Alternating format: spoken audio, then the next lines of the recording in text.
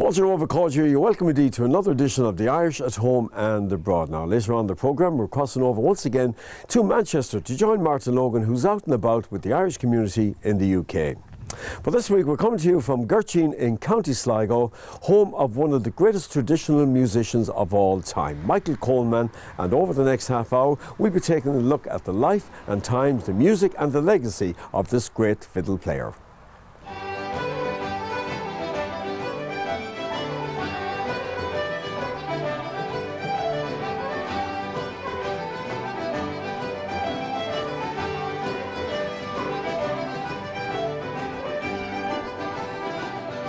John, this is a magnificent building in Gurteen in County Sligo.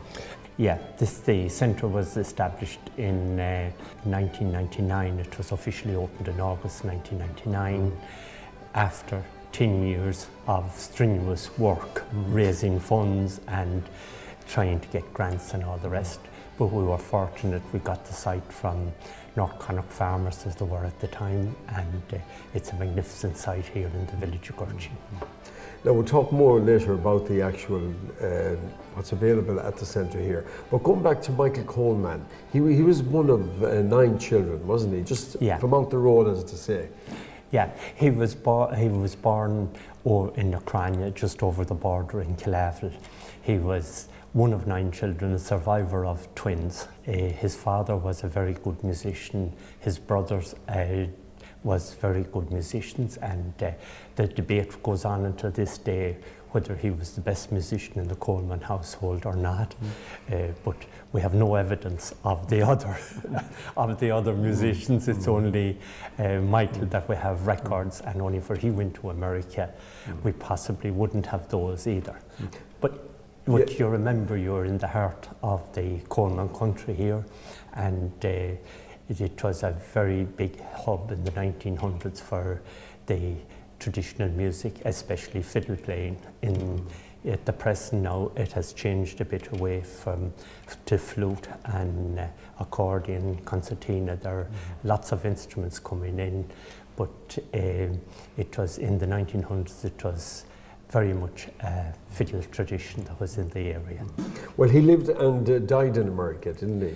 Well, he immigrated to America in 1914 after his mother died, and he did his first recordings in the 1920s in America, and in his lifetime he did 80 recordings, and he died in New York in 1945. There's numerous members of his extended family still in the area. Now, just a little bit away from the original homestead, there's a lovely thatched house in the Heritage Centre, and of course you do have some great sessions in the Rambling House. Yeah, when the Coleman Centre was being established, we wanted to develop his homestead. It was on a very dangerous bend in the Gurteen Tubbercurry Road, so we got a new site and built a replica of the house. The house is a replica. It's a real hub for music. We have, in part of the Coleman festivals, we have sessions on the lawn, and also it's real. Also, we house some of our archive recordings out there that are being redigitized and recorded in order to preserve them into the future.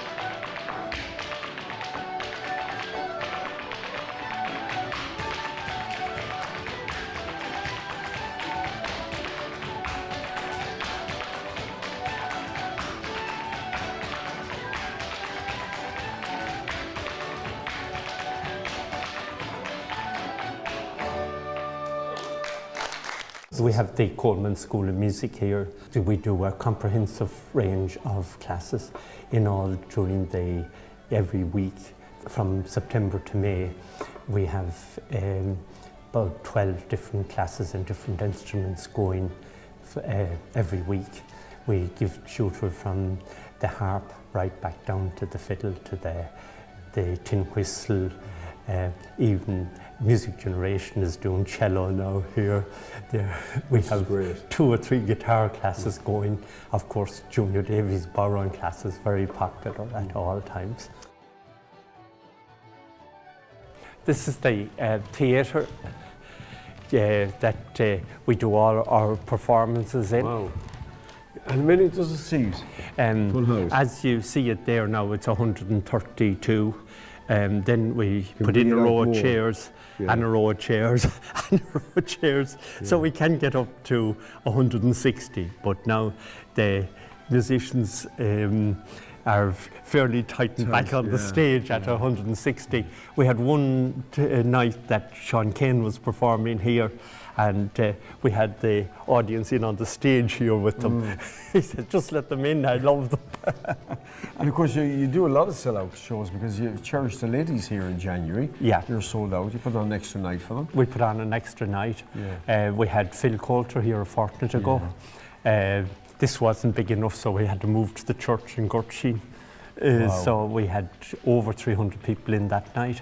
In the summer period for the visitors after the classes finish, we do 2 shows a week. The Wednesday night is Coleman, and then on the Saturday night we give an opportunity to the young budding musicians to come in and put on their performances. Absolutely beautiful. I'm delighted it's going so well. Yeah, it's going well. It's going well. Lovely. There's a spot in old Cherbourg. There's a wee house in that glen where there dwelt an Irish collie who charmed the hearts of men.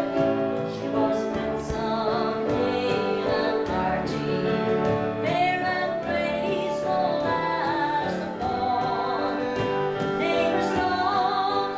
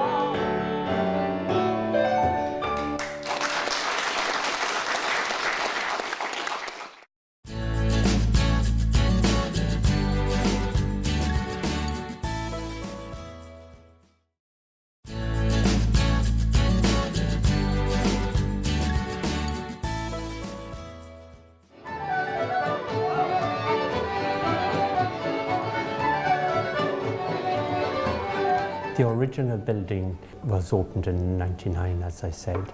It was about half the size of the present one. In 2006, then, as part of the Coltis Regional Resource Centres, it was extended, and Coltis runs their office from here, and that services the 5 local counties. And they have 2 part-time staff in the office. So, and here as well, for visitors, there's a lot for them to see and do, isn't there? yeah, we are very proud of our exhibition. We completely researched it inside the Coleman Centre. It was it's unique in the country from the point of view that it was researched, recorded and narrated by Gregory Daly, who is our archivist and a member of the staff here.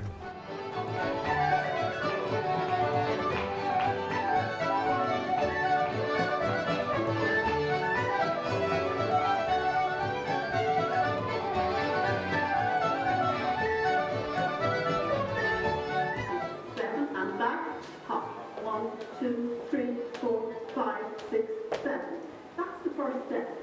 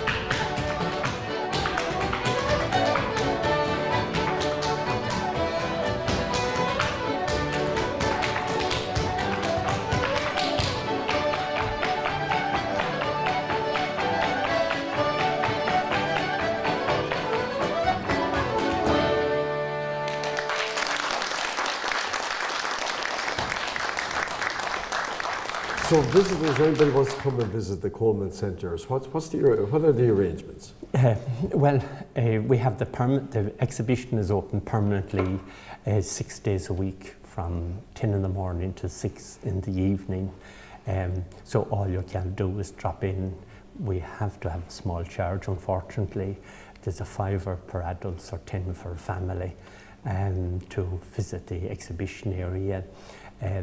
Then for the tour groups or the larger groups that wants to come, we provide a comprehensive program.